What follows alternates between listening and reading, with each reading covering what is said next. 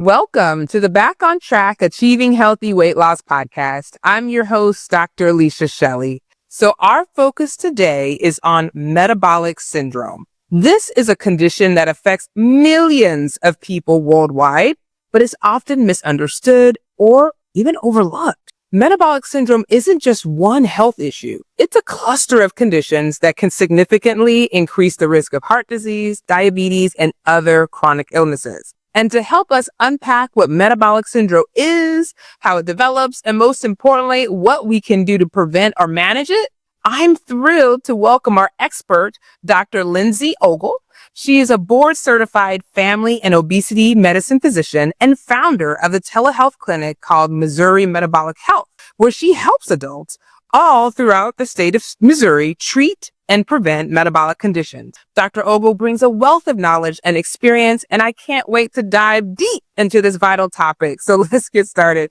Welcome so much to the podcast. We're so happy to have you, Dr. Ogle. Thank you so much for having me. I'm very excited to talk about this often overlooked condition. Yes. Well, before we get started, though, would you mind maybe sharing a little bit more about yourself and kind of what inspired you to specialize in this particular area of health and wellness? Absolutely. So I am originally from Indiana. That's where I went to school and did all of my training. And during medical school, I decided to go into family medicine. I really enjoyed primary care and just helping people to establish and maintain their health long term so they can live fuller and longer lives. I did family medicine residency out in Denver, and that program had great opportunity for elective time. And during that period, I worked with some obesity medicine doctors that really introduced me to that field that I had not heard of before. And I really enjoyed those rotations because I saw how managing weight and lifestyle factors could really treat and prevent and improve a lot of the chronic conditions that we see in primary care. And so after I graduated from residency, I did additional studies in obesity medicine and then got that board certification.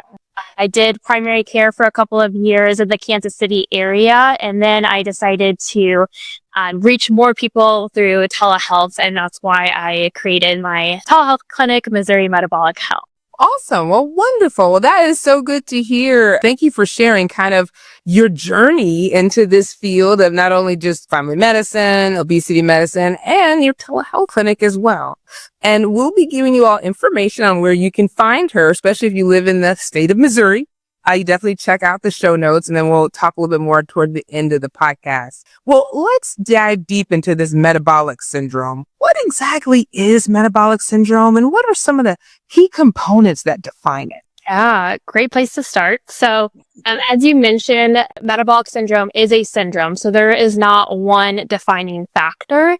It's a collection of 5 possible signs or symptoms. And you need 3 out of the 5 to meet criteria. And the first one is abdominal obesity. And so the way that is measured is taking a tape measure at the top part of your hip bone and measuring the circumference of your waist. And for men, if that is 40 inches or greater, and for women, if it's 35 inches or greater, then you meet that criteria. The second is elevated blood pressure. And so the cutoffs for that is the top number being 130 or greater, or the bottom number 85 or greater. Next, we have elevated blood sugar, and this is a fasting blood sugar that you would get, and 100 or greater meets that criteria, or having a diagnosis of prediabetes or diabetes. And then the last 2 are related to the cholesterol panel. This is also something that you want to have done fasting. And the first one of that component is the triglycerides. And so 150 or greater meet that criteria.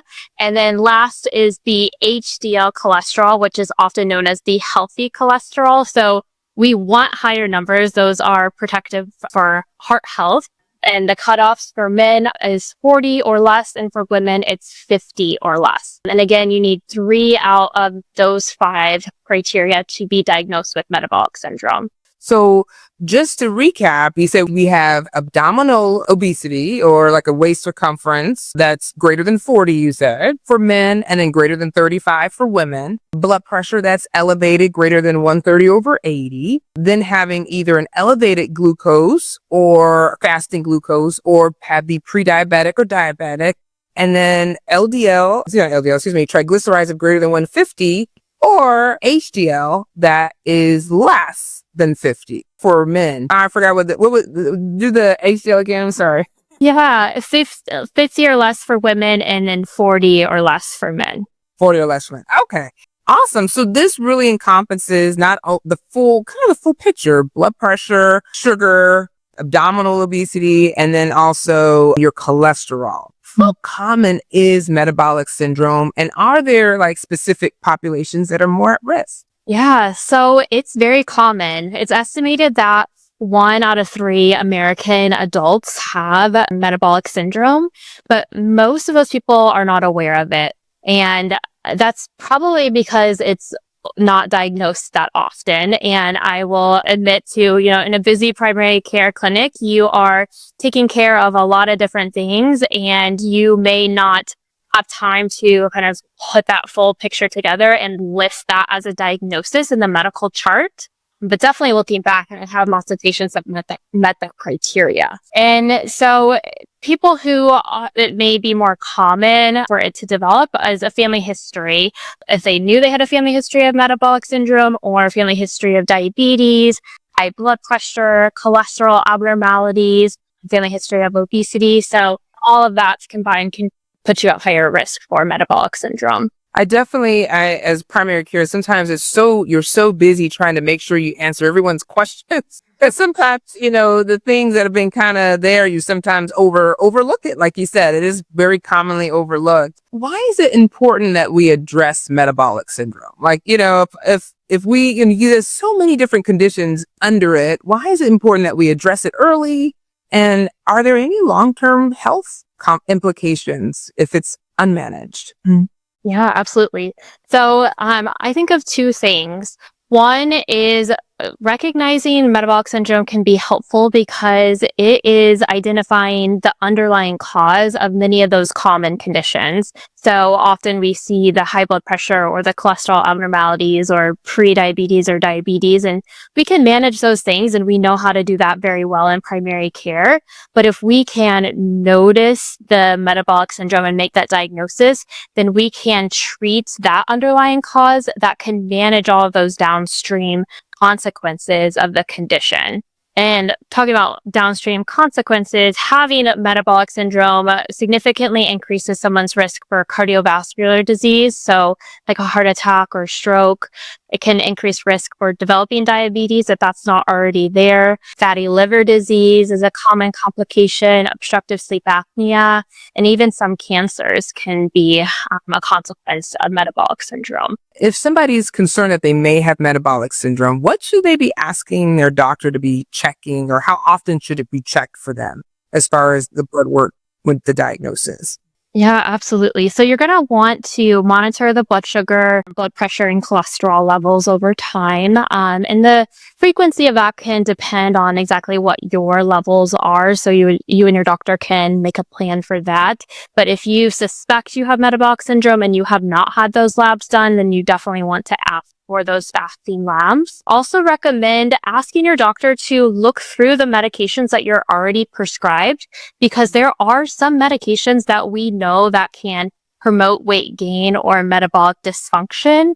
And some of those can be mental health medications, anti-seizure medications, steroids, even ironically, some of our older diabetes medications. And so if your doctor can help you identify any of those and maybe switch to an alternative, that can be very helpful for your metabolic health long term. Of course, you always want to talk to your doctor about that rather than stopping any medication without consulting them. Well, no, I think that's great advice, because you don't want to stop anything, before talking with your doctor about it. So at least they can give you something else in substitution of it. And then, what are some of the effective lifestyle changes for preventing metabolic syndrome or managing metabolic syndrome? Yeah. So all of the lifestyle recommendations that we hear kind of all of the time to help with other chronic conditions are helpful here. And we hear them all the time because they are effective and helpful. So we're referring to adequate nutrition. So the exact diet can vary from person to person based on preference and their day-to-day life. But overall, what we're looking for is reducing the processed foods, focusing on whole foods, reducing added sugars as much as possible, making sure you're getting enough vegetables and fiber and enough protein in your diet. Some of the diets that have been studied for metabolic syndrome include a Mediterranean diet, low-carb diets, plant-based diets, and intermittent fasting. So those are some options to look into. Physical activity is also very helpful here. It's recommended for everyone to do 150 minutes per week. That can be split up throughout the week. Although if you are not exercising right now, I don't recommend going all the way for 150. I recommend starting at 5 or 10 minutes at a time and then building that into your routine and getting closer to that 150, because any amount going to be helpful, and we want this to be sustainable changes for you. Sleep is also very important, and we want at least 7 hours of uninterrupted sleep, ideally. And so if not, it's something that you are struggling with, and finding maybe a therapist that focuses on insomnia or a sleep medicine physician can be really helpful. And then stress management is also very impactful for metabolic health. So I know it can be hard in a busy day, but finding some time to do something that you enjoy and unwind, or if you need to, again, work with a professional, whether a coach or a therapist, can be very helpful to manage those stress levels. Oh, amazing. All right. Well, thank you so much for the different ways we can change. What if we have some challenges, such as what if we're just so busy? Any advice you have for those individuals that are having some obstacles in achieving some of these lifestyle changes? So definitely getting support and working with either the therapist, coach, or your physician. I did not mention with the lifestyle, if we're able to achieve weight loss, then that can be helpful for metabolic syndrome. And even 5 to 10% of your body weight can have a significant impact. So for example, if somebody weighs 200 pounds, that's 10 or 20 pounds can really improve metabolic syndrome. And so potentially talking to your doctor about even medications that can help with weight management, because that will again help treat the underlying causes of metabolic syndrome and can help you long term. And that can help augment those lifestyle changes as well. Awesome. Now, are there any resources, books, websites, any programs that you can recommend for people if they're looking to learn more about metabolic syndrome? Yeah, that's a great question. I don't know any about metabolic syndrome in particular, but I do know there are a lot of prediabetes groups that can help prevent the progression to type 2 diabetes. So the YMCA has lots of different groups like that, and can be helpful indirectly then for the metabolic syndrome. So that would be a great resource to look out for. Thank you again for just coming and sharing more about metabolic syndrome and, educating us on what we should be looking out for and why it's important. Would you mind maybe sharing how our listeners can maybe connect with you or follow you in your work? Yeah, absolutely. Well, thank you for having me. And if anyone wants to learn more, my website is MissouriMetabolichealth.com. You can learn more about what I do in my telehealth clinic. And then I have all of my links on that website to my social media and my YouTube channel, where I share more information. And then there's a way to send me a message directly on the contact page of that website as well. So MissouriMetabolichealth.com is the most straightforward way to get a hold of me. Awesome. Well, thank you again. And thank you all for joining us on the Back on Track Achieving Healthy Weight Loss podcast. If you like this episode, please share with others. Don't forget to like and subscribe and leave a 5-star review. We'll see you all next time.